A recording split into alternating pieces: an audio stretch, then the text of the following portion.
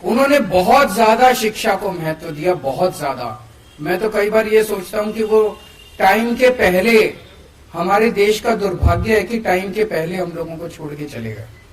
अगर 10 साल और रह जाते, वो 15 साल और रह जाते, मैं समझता हूं कि अपने जीते जी वो देश के सारे सरकारी स्कूल ठीक कर जाते।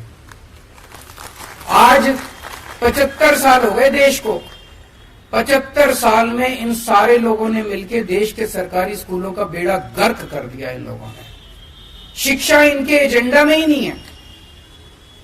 कोई पार्टी नहीं चाहती कि देश के बच्चों को, गरीब बच्चों को शिक्षा मिले।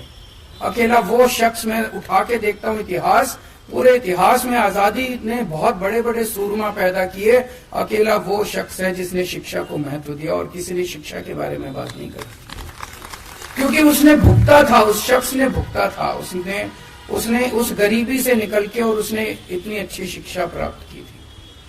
आज भी आप देख लो, इन सारी पार्टियों ने हमारा सारा एजेंडा चोरी कर लिया।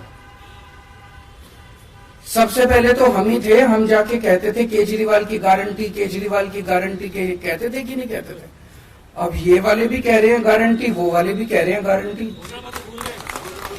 घोषणा पत्र, संकल्प पत्र, मैनिफेस्टो, सारे गारंटी, इसकी गारंटी, उसकी गारंटी, सारे गारंटी दे रहे हैं। सारे फ्री बिजली की बात कर रहे हैं, सारे फ्री इसकी बात कर रहे हैं, उसकी।